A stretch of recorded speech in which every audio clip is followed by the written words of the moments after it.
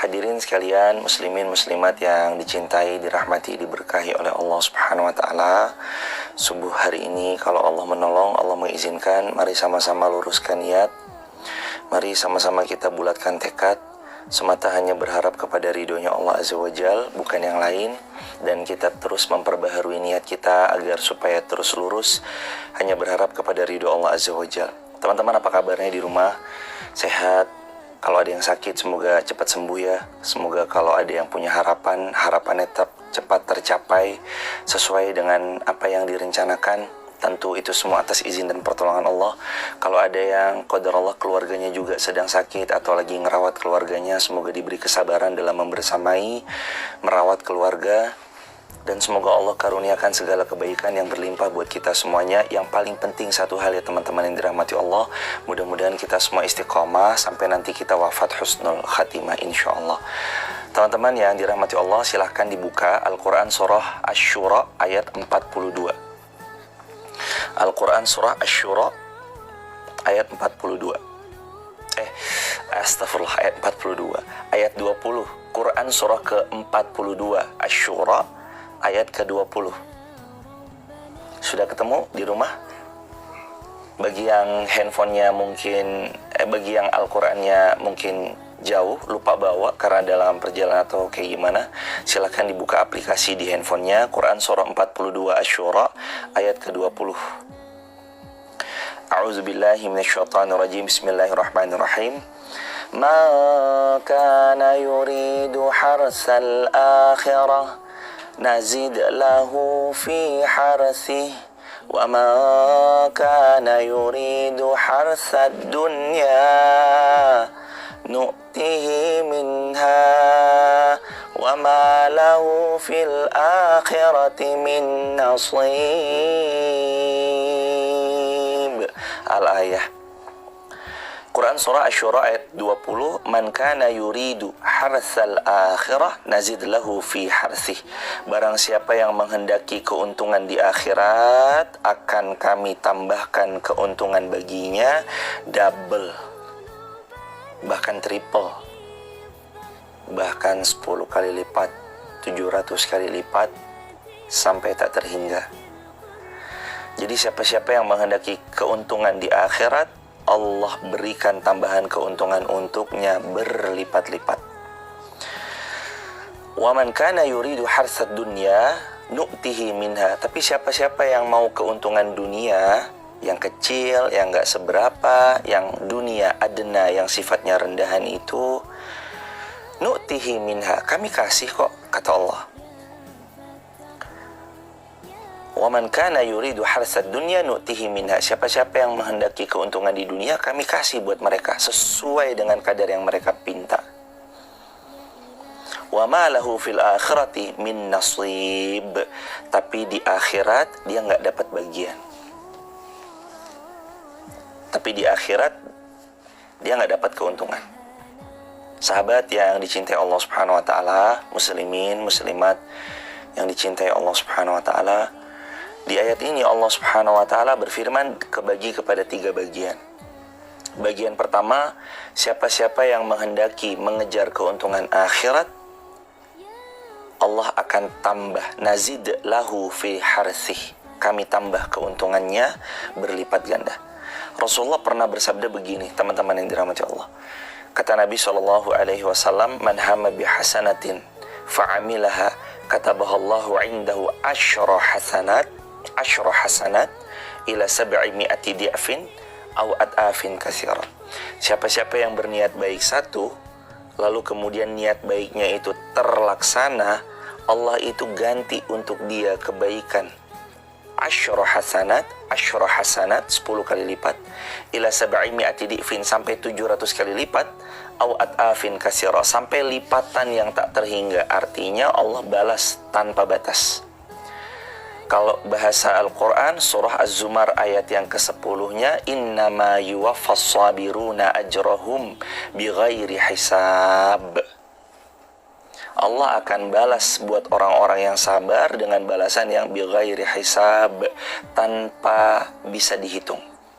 Bighairi hisab, tanpa perhitungan Allah balasnya. unlimited.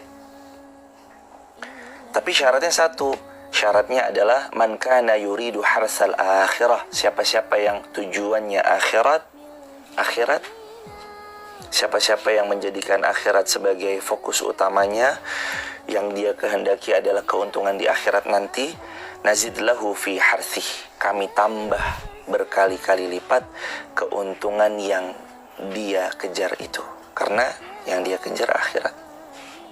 Sahabat yang dirahmati Allah, satu ketika Sayyidina Abdurrahman bin Auf, ada sebuah kisah masyhur ketika Sayyidina Abdurrahman bin Auf menginfakkan semua hartanya di jalan Allah Subhanahu wa taala.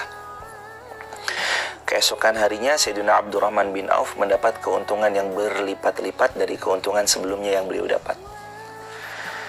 Habis itu dia duduk termenung lagi, istrinya sampai bingung, loh sayang kamu kenapa kok bingung? Kata Sayyidina Abdurrahman bin Auf, saya ini sudah sedekah, saya ini sudah bagikan semua harta saya, sampai bahkan kalau bahasa kitanya ya, tabungan saya tuh 0. Tapi kok ini Allah datangkan lagi keuntungan yang berikutnya, saya bingung nih. Terus kata istrinya bilang, kenapa kamu bingung? Kenapa nggak disedekahin lagi aja? Oh iya, kata Sayyidina Abdurrahman bin Auf habis itu, yaudah sini karyawan saya ambil satu kantung, beberapa kantung gitu. Dimasukin koin dinar, per satu kantung itu ada beberapa keping dinar. Sudah dikumpulkan, dapat sekian ribu kantung. Masyarakat Madinah suruh kumpul, ya masyarul Madinah. Masyarakat Madinah kumpul. Akhirnya masyarakat Madinah kumpul, dibagiin lagi. Satu. Habis lagi. Keesokan harinya ternyata datang lagi keuntungan. Kalau sebelumnya 1 peti emas, yang hari berikutnya 2 peti emas. Ini kisahnya bisa teman-teman dapatkan dalam kitab Ashabur Rasul di jilid yang pertama di bab yang ke-9. Judul kitabnya referensinya Ashabur Rasul di jilid yang pertama di bab yang ke-9. Kisah yang tadi. Kenapa Sayyidina Abdurrahman bin Auf dihujani keuntungan berlipat-lipat oleh Allah? Kalau dalam hari ini rekeningnya itu nggak habis-habis, padahal sudah berusaha dikeluarkan di jalan Allah, tapi tetap aja nggak habis-habis. Karena yang jadi tujuan Sayyidina Abdurrahman bin Auf bukan adalah gelar kedermawanan. Yang pertama dikatakan oleh ahli sejarah, dalam setiap amal solihnya, baik sholat, ngaji, beramal solih, berinfak, sodako, dan yang lainnya, Sayyidina Abdurrahman bin Auf tuh gak pernah berharap supaya dapat gelar dermawan. Itu ya Abdurrahman bin Auf dermawan banget ya, dia mah orang baik. Bukan itu tujuannya. Meskipun banyak masyarakat Madinah nanti mengucap seperti itu, Masya Allah Sayyidina Abdurrahman bin Auf baik banget. Sayyidina Utsman bin Affan juga sama, Masya Allah Sayyidina Utsman bin Affan baik banget. Tapi tujuan kedua sahabat mulia ini radhiyallahu anhum ajmain bukan itu. Bukan waman kana yuridu harsad dunya, bukan harsad dunya yang dia cari, tapi harsal akhirah. Bukan lagi harsat dunia yang dicari, tapi harsal akhirah. Yang dicari bukan keuntungan dunia, tapi yang dikejar oleh Sayyidina Abdurrahman bin Auf harsal akhirah. Jadi ketika memberi, ya udah memberi aja. Urusan saya sama Allah. Mau urusan saya, kamu nanti curang sama saya, kamu nanti jadi kacang yang lupa sama kulitnya, kamu khianati saya, kamu ciderai amanah yang saya berikan sama kamu, tetap urusan saya adalah sama Allah. Karena hatinya Sayyidina Abdurrahman bin Auf ini bersih dari segala kepentingan dunia semata. Fokusnya itu bukan kepentingan harsat dunia, tapi Sayyidina Abdurrahman bin Auf harsal akhirah. Pantas. Sesuai dengan apa yang Allah firmankan, man kana yuridu harsal akhirah, siapa-siapa yang tujuannya adalah keuntungan di akhirat, nazid lahu fi harsihi, kami Allah akan tambahkan berlipat-lipat fi di dalam harsihi, keuntungan akhirat yang dia inginkan. Berulang kali Rasulullah pernah bersabda, kata Rasulullah sallallahu alaihi wasallam, idza sa'altumullaha fas'aluhul firdaus, Kalau kamu meminta kepada Allah, berdoa kepada Allah, mintalah surga Firdaus. Juga Nabi yang pernah bersabda dalam hadis riwayat Imam Muslim dengan sanad yang sahih, Rasulullah pernah mengatakan, ud'ullaha wa antum muqinuna bil ijabah. Kalau kalian berdoa kepada Allah, berdoalah dengan penuh keyakinan bil ijabah, bahwa doa yang kita panjatkan pasti Allah ijabah. Berarti di sini ada unsur detil nggak dalam berdoa? Ada. Kedetilan dalam berdoa itu juga anjuran Rasulullah, ud'ullaha wa antum muqinuna bil ijabah. Kalau kamu berdoa kepada Allah, muqinuna, harus yakin bil ijabah, bahwa doa kita akan diijabah sama Allah. Artinya detil doanya boleh? Boleh. Itu mengharap keuntungan dunia atau enggak? Nah, selama dibawanya kepada Allah, semua dimensinya akhirat.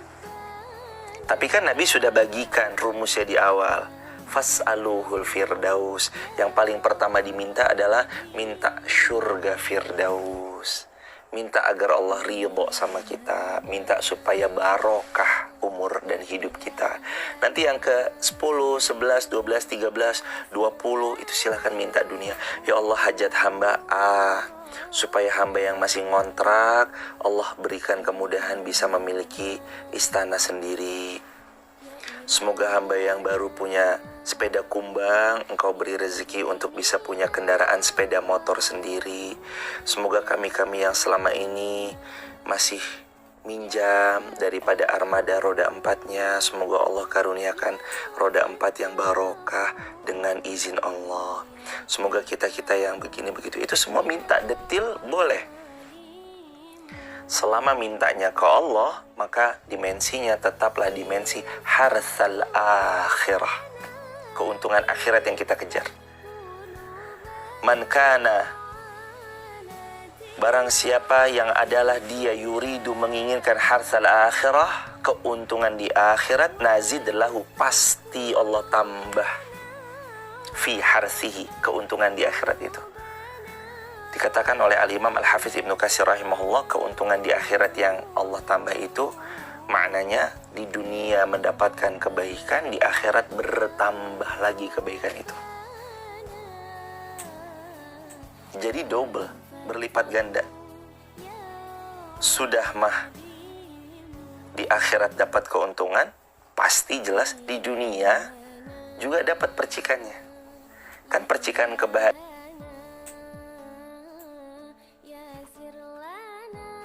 Kalau sahabat membuka daripada membuka perkataannya Al-Imam Ibnul Qayyim Al-Jauziyah rahimahullah, semoga Allah merahmati beliau.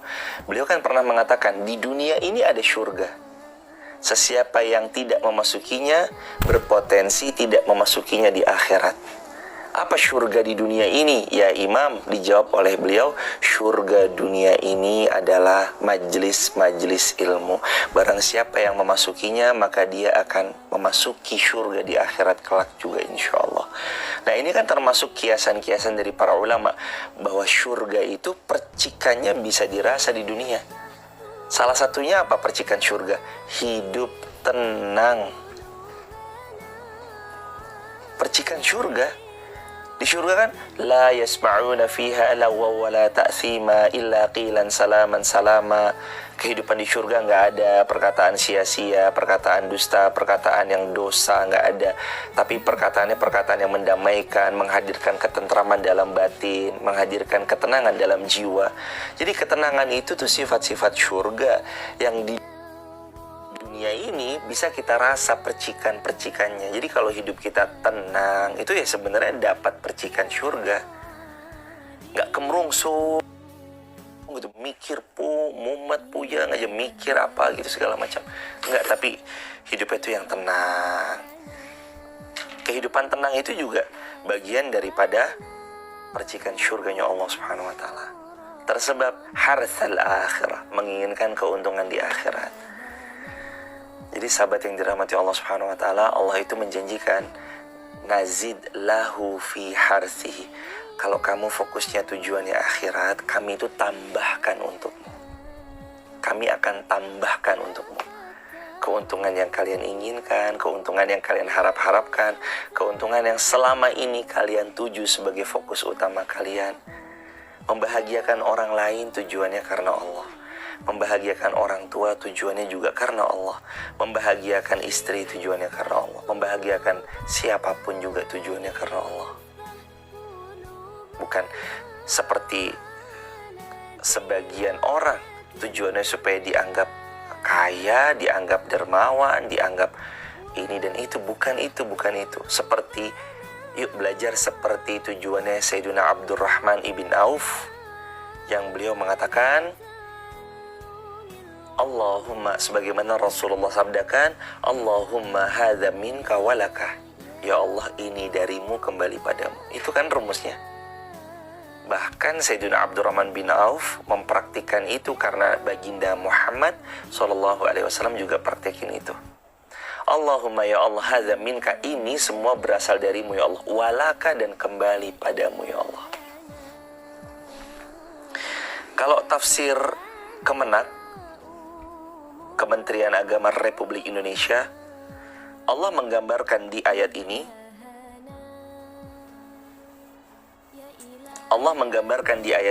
orang-orang yang mendapatkan keuntungan di akhirat dan orang-orang yang mendapatkan kerugian di akhirat. Ini digambarkan di dalam ayat ini. Ini dalam tafsir Kementerian Agama Republik Indonesia. Pada ayat ini Allah menggambarkan orang-orang yang mendapatkan keuntungan di akhirat dan mendapatkan kerugian di akhirat. Barang siapa yang menghendaki keuntungan di akhirat melalui amal salih yang dilakukannya di dunia dengan niat, yang pertama niat yang ikhlas, yang kedua mengharap wajah Allah, akan kami tambahkan keuntungan baginya berlipat ganda dari keuntungan dunia yang dia dapat. Jadi ada dua syarat. Yang pertama ikhlas, yang kedua wajah Allah yang dia cari. Kenapa sholat? Ikhlas, wajah Allah yang saya cari. Kenapa ngaji? Kenapa live streaming? Ikhlas, wajah Allah yang saya cari. Kenapa hendak menyempurnakan separuh agama dengan menikah? Ikhlas, wajah Allah yang saya cari. Bukan karena cantik banget, bukan karena ganteng banget, bukan karena Enggak. Itu nantilah nomor ke-17, 19, 20. Nomor 1, menikah karena mengharap wajah Allah. Kenapa sedekah? Ya supaya nanti Allah balikin lebih banyak lagi. Iya, itu nanti nomor 17. Dan itu pasti kok Allah akan kembalikan dengan yang lebih besar dari semua yang pernah kita keluarkan. Itu nanti, memang begitu hadir. Dan janji Allah itu pasti, innallaha la yukhliful mi'ad. Allah nggak pernah ingkar janji. Tapi kan bukan itu tujuan utama kita. Tujuan utama kita, ya Allah ridhoi hidup kami. Yang kedua, ya Allah berkahi hidup kami. Yang ketiga, ya Allah masukkan kami ke dalam syurga Firdaus. Bagaimana Rasul bersabda, fas'aluhul Firdaus. Minta ya kamu syurga Firdaus. Nanti yang keempat, ya Allah hajat hamba ini mudahkan. Ya Allah hajat hamba itu mudahkan. Yang keenam, 7, 8, 9, 10. Hajat, fadhol, silakan. Ini dijelaskan oleh Kementerian Agama Republik Indonesia. Barang siapa yang menghendaki keuntungan akhirat melalui amal salih yang dilakukannya di dunia, berarti amal salihnya kapan? Di dunia. Karena dunia ini jembatan menuju akhirat. Di dunia ini kita beramal salihnya. Bukan nanti di akhirat. Di dunia ini. Di akhirat tempat hisab. Tinggal hitung-hitungan. Kamu di dunia kemarin lahir tahun 77 ya? Iya. Lahir 85 ya? Iya. Lahir 95 ya? Iya. Lahir 2005? Betul. Wafatnya tahun 2200? Lama banget 2200. Berapa ratus tahun tuh hidup berarti kalau wafat tahun sekian, ya udah dijelaskan di situ. Ini kamu pernah berbuat ini, pernah berbuat ini. Jadi akhirat tuh negeri hisab, dunia negeri beramal. Di sini kita nanam sebanyak-banyaknya. Tanpa disadari loh sahabat yang dirahmati Allah. Orang-orang yang menanam kebaikan selama hidupnya di dunia, akan datang kebaikan juga menyapa dirinya. Sebagaimana Allah berfirman dalam Al-Quran, A'udzubillahi minasyaitonirrajim, Bismillahirrahmanirrahim, hal jazaa'ul ihsani illal ihsan. Al-Quran surah 55 Ar-Rahman. Iya, Quran surah 55 Ar-Rahman ayat ke-60. Hal jazaul ihsan ilal ihsan. Apakah ada balasan untuk kebaikan kecuali datang kebaikan berikutnya?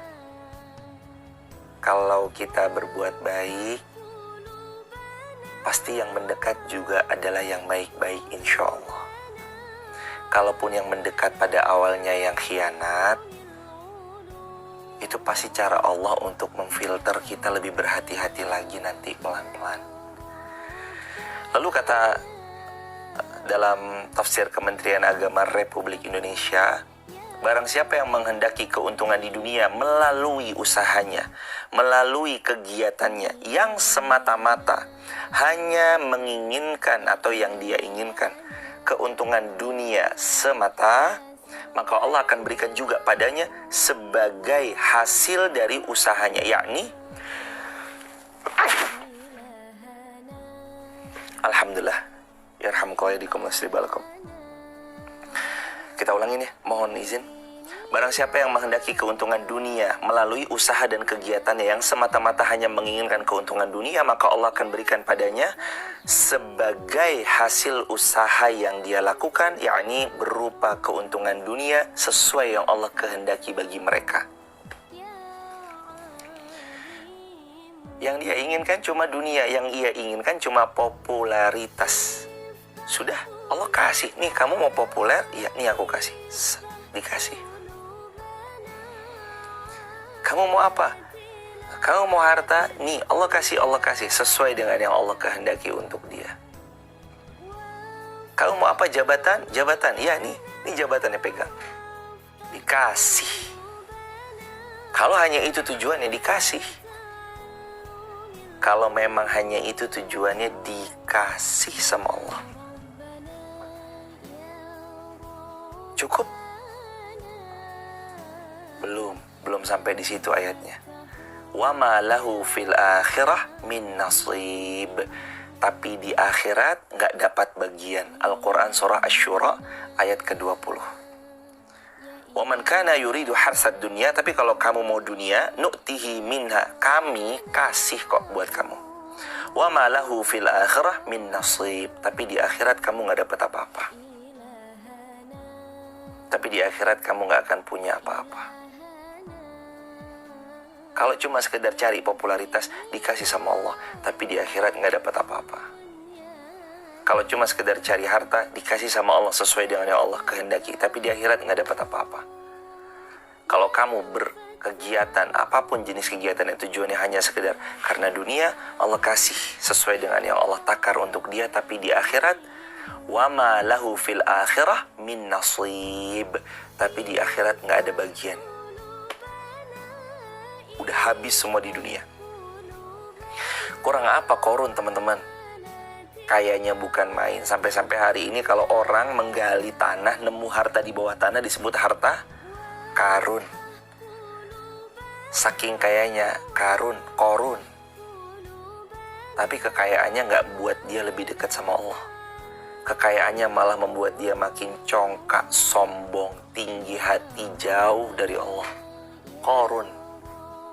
Makin kaya makin sombong, makin kaya makin congkak, makin kaya makin gak humble, makin kaya makin banyak gaya. Allah benamkan, orangnya dibenamkan, hartanya dibenamkan, habis tak tersisa. Kenapa kita gak mau ngambil pelajaran dari Korun? Karena sebenarnya figur-figur itu udah Allah tempatkan supaya kita ngambil pelajaran. Ada figuritas dari sosok Nabi Sulaiman, kaya raya, tentara karyawannya itu bukan manusia. Karyawan kita kan mungkin ada robot, ada manusia. Karyawannya Nabi Sulaiman, manusia iya, angin iya, binatang iya, jin iya, iblis, syaitan itu tentaranya Sulaiman semua. Syaitan tentaranya Sulaiman, jin tentaranya Sulaiman, awan tentaranya Nabi Sulaiman, hewan disuruh ikut apa kata Nabi Sulaiman, tapi sombong enggak. sampai kata sejarawan, ini perkataan sejarawan ya. Kalau melihat kepada bagaimana Allah menitipkan kerajaan kepada Nabi Sulaiman, nggak ada yang bisa memiliki kerajaan seperti Nabi Sulaiman, baik sesudahnya sampai kiamat nanti maupun sebelum Nabi Sulaiman. Jadi yang paling kaya itu Nabi Sulaiman. Saking kayanya Nabi Sulaiman itu punya karyawan bukan cuma dari manusia, tapi dari banyak kalangan. Tapi sombong nggak? Nggak. Begitu ditanya tentang nikmat yang ia dapat, ada kalimat indah dari kalimatnya Nabi Sulaiman. Hadza min fadli Rabbi. Hadza min fadli Rabbi. Ini karunia dari Rabbi, Tuhanku Allah. Ih, bagus banget tuh yang dipakai bajunya. Hadza min fadli Rabbi. Wih, cerdas banget ya orang ini. Hadza min fadli Rabbi. Wih, jabatannya tinggi banget ya. Hadza min fadli Rabbi. Ini karunia dari Allah. Itu Nabi Sulaiman. Am ashkur au akfur. Untuk menguji saya, liyabluwani, nguji saya. Am ashkur au akfur. Ini saya akan bersyukur atau malah akfur, ingkar nih.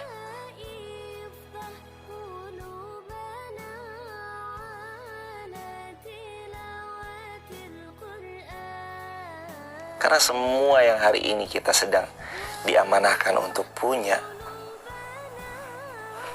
itu semua akan jadi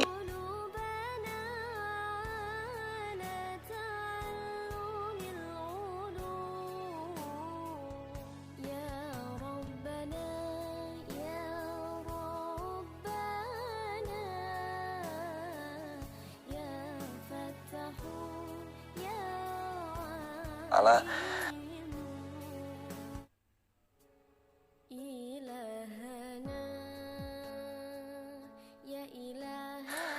Itulah yang Allah Subhanahu wa taala anjurkan.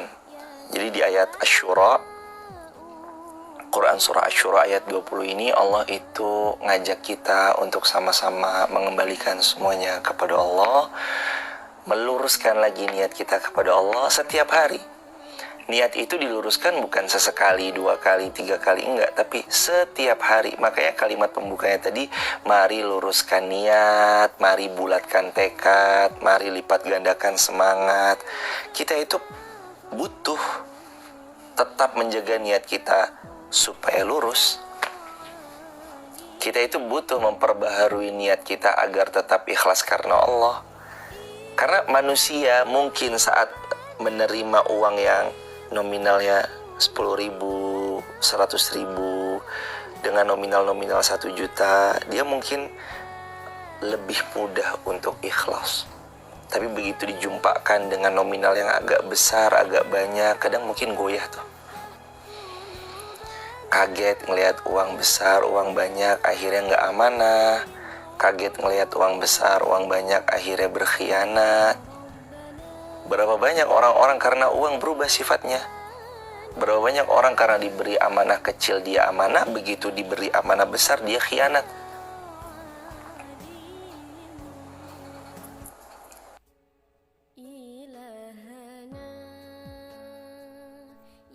Karenanya pentingnya kita terus jaga, kawal niat kita dari awal lurus. Lurus karena Allah. Bukan karena manusia, bukan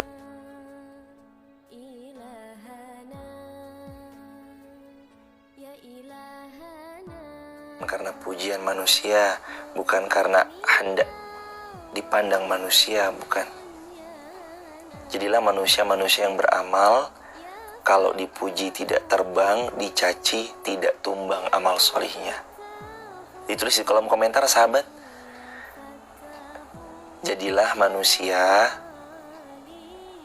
bila dipuji tidak terbang, dicaci tidak tumbang.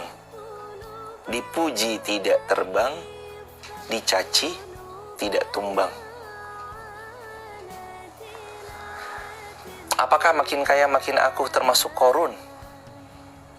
Jawabannya titisan Qorun. Karena dulu kan udah ada contohnya, Qorun, Fir'aun, Haman. Contoh lawannya Musa, Harun. Silakan pilih jalur mana nih? Mau kaya makin angkuh, makin sombong, makin sok, makin ABC, makin jauh dari Allah, berarti grupnya Fir'aun, Qorun, Haman. Makin kaya, makin humble, makin baik, makin mengembalikan semua kepada Allah. Ya ini grup-grupnya Nabi Musa. Kalau daripada sebelum beliau ya Nabi Sulaiman, Nabi Ibrahim. Bukankah Nabi Ibrahim juga termasuk bagian daripada orang yang leluhurnya beliau kaya? Iya. Sombong nggak? Enggak. Yuk teman-teman dirahmati Allah, kembali ke kalimat tadi. Dipuji tidak terbang, dicaci tidak tumbang. Dalam beramal salih, terus kawal niat kita tetap lurus. Dari awal sampai nanti wafat. Jangan cuma dari awal sampai proses doang, akhirnya enggak.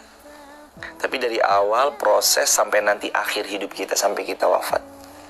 Kita ini lagi kejar-kejaran sama kematian kok.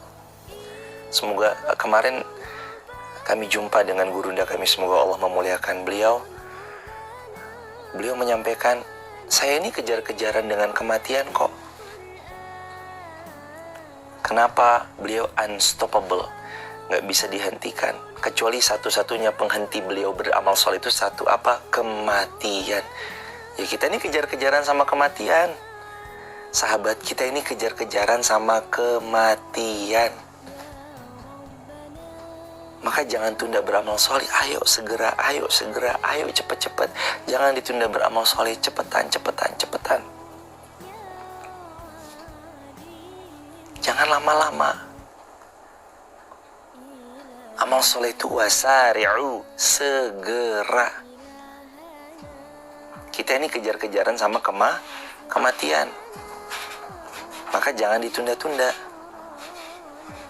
Beramal soleh segerakan. Punya niat baik, laksanakan.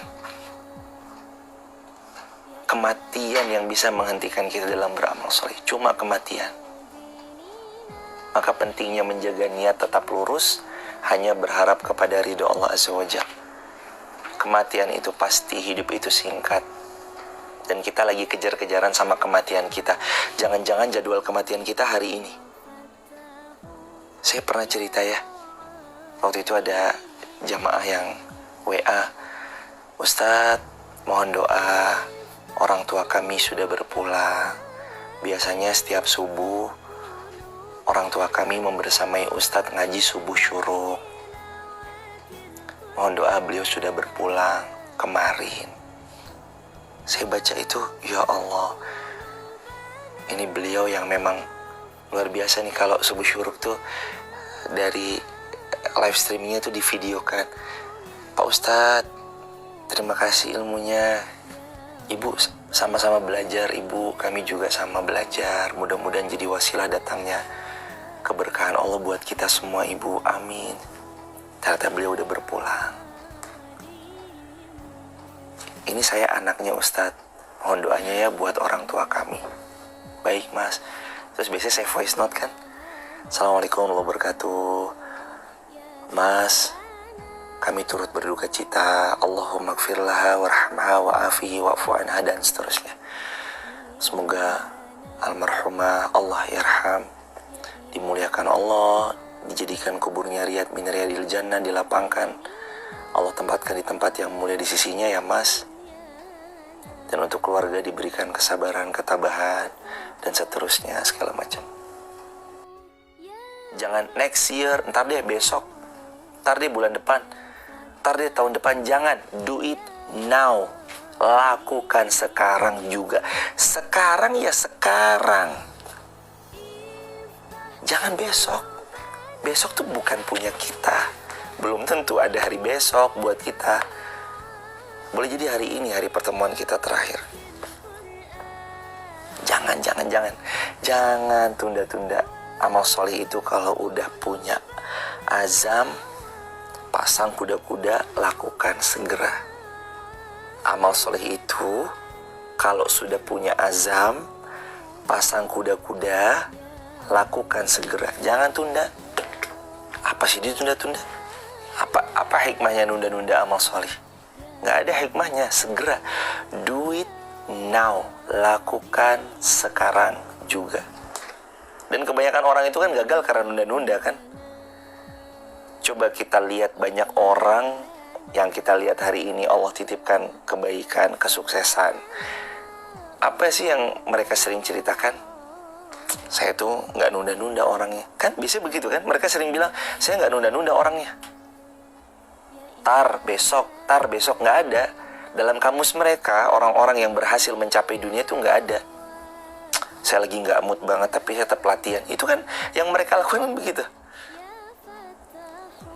Itu loh pesepak bola nomor 1 dengan follower terbanyak. Semoga Allah kasih hidayah sama beliau masuk ke dalam agama Islam. Kan beliau bilang, walaupun saya nggak mood, kata CR Cristiano Ronaldo, saya walaupun nggak mood ya tetap saya latihan. Ya kalau kita bahasakan kepada bahasa yang lebih sederhana lagi, kita ini walaupun kita lagi bete, lagi bad mood, ya udah konsisten. Man sabata nabat.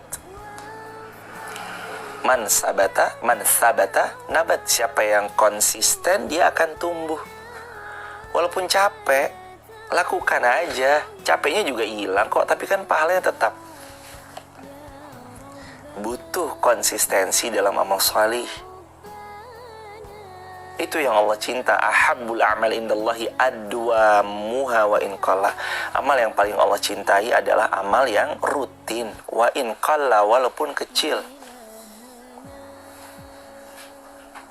Sesuatu yang ditunda-tunda malah jadi terlaksana. Masya Allah.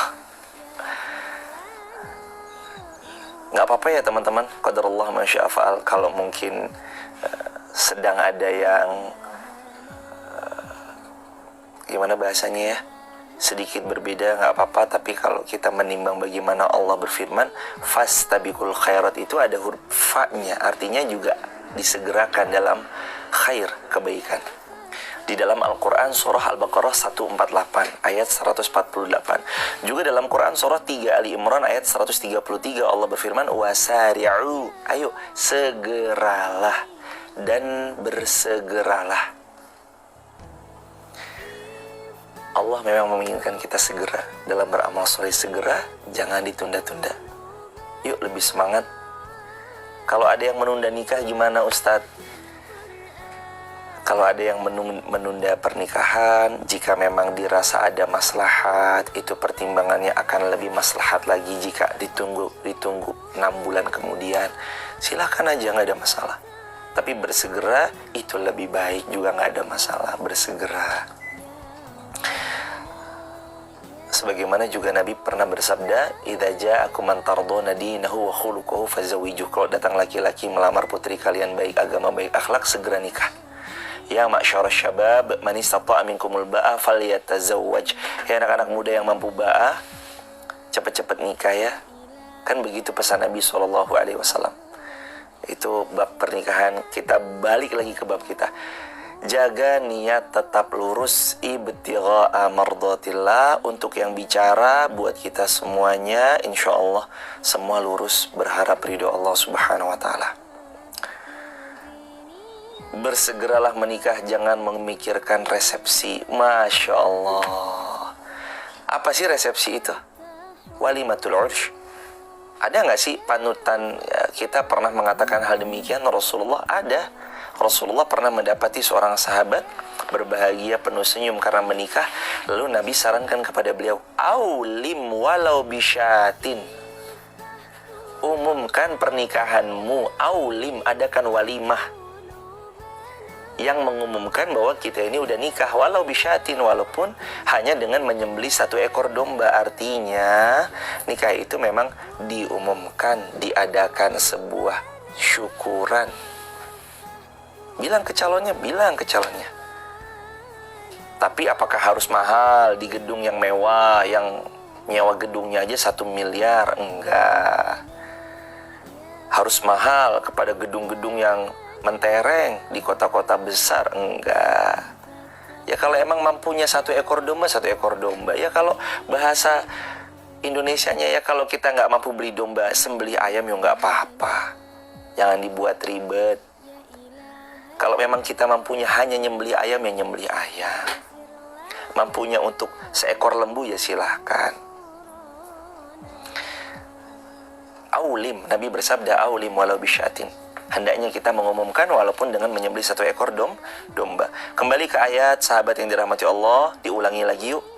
Ma kana yuridu harsal akhirah nazid lahu fi harthi. Barang siapa yang menginginkan keuntungan di akhirat, kami Allah akan tambahkan, lipat gandakan untuk dia keuntungan yang dia harap-harapkan, yakni keuntungan akhirat. Dan dunia berapa lama sih kita nikmatin? Coba yang punya rumah berapa lama nikmatin rumahnya? 60 tahun, itu udah lama. 100 tahun, udah gak bisa nikmatin. Anda hidup 200 tahun, Anda gak bisa nikmatin apa yang Anda punya, kecuali hanya terbaring. Idealnya manusia menikmati itu dari usia 12 tahun, kelas 6 SD, yang dimana kita udah mulai ngerti-ngerti sesuatu, sampai nanti 12 tahun, sampai nanti kisaran umur 60 tahunan masih bisa menikmati. Tapi 60 ke atas tetap bisa menikmati, tapi perlahan sudah mulai Allah kurang-kurangi. Bu, jangan banyak minyak, nanti kolesterol. Jangan banyak gula, nanti diabetes. Jangan banyak ini, nanti kambuh asam uratnya ya bu. Itu kan sudah Allah kurangi satu persatu nikmat yang selama ini Allah titipkan kepada kita semuanya. Maka dunia gak lama, akhirat itu selamanya. Yuk fokus kejar akhirat, pelan-pelan nanti kita perbaiki niat kita. Termasuk buat yang berbicara, ini sama-sama yuk kita perbaiki niat. Jazakumullah khairan teman-teman di tim Jompo. Masya Allah. Yang dikatakan mencari barokah dari guru itu seperti apa, Ustadz? Barokah dari seorang guru, yang pertama, Al-Imam Asy-Syafi'i rahimahullah mengatakan, akhi lan tanalul ilma illa bisittatin sa'unbika an tafsilha bibayanin zaka'un wa hirsun wa ijtihadun wa dirhamun wa suhbatu ustadzin wa tulu zamanin. Kata Imam Syafi'i rahimahullah, saudaraku, kamu gak akan pernah dapat ilmu dari guru-gurumu kecuali dengan 6 hal. Yang pertama, zaka'un, kecerdasan. Yang kedua, hirsun, semangat. Yang ketiga, wajtihadun, sungguh-sungguh. Yang keempat, dirhamun, punya modal. Yang kelima, suhbatu ustazin, mensahabati ustadznya dengan penuh rasa ta'zim dan hormat. Yang keenam, tulu zamanin, masanya panjang. Jadi gimana cari barokah dari gurunda kita? Yang kelima ini loh, suhbatu ustazin, sahabati guru kita dengan sebaik-baiknya persahabatan, dengan penuh ta'zim dan rasa hormat. Kalau emang bisa kita bantu ringankan apa yang bisa diringankan dari bebannya guru kita, ringankan. Kalau bisa kita mudahkan dengan segala kemudahan yang bisa kita kontribusikan untuk guru kita, mudahkan. Mencium tangannya boleh nggak? Boleh. Bukankah Sayyiduna Abdullah bin Abbas juga pernah dicium tangannya? Begitu ditanya, kenapa kamu mencium tangannya? Saya menghormati karena Anda keluarga Rasulullah, Anda sepupu Rasulullah, Anda muridnya Rasulullah SAW yang langsung didoakan oleh Nabi SAW. Allahumma faqihu fid din wa alimhu ta'wil. Ya Allah, fahamkan anak ini dalam agama, urusan juga tafsirnya ya Allah. Pahamkan anak ini agama dan berikan tahu kepada anak ini tafsirnya ya Allah. Jadi rasa hormat itu juga boleh diwujudkan dengan mencium tangan gurunda kita. Itu termasuk bagian daripada rasa hormat kepada gurunda-gurunda kita. Mengangkatkan tasnya beliau, mengangkatkan laptopnya beliau, membawakan kitab-kitab beliau, itu juga termasuk bagian daripada barokahnya guru-guru kita. Dalam kitab Ashabur Rasul, di jilid kedua atau jilid ketiga, kisah Sayyiduna Anas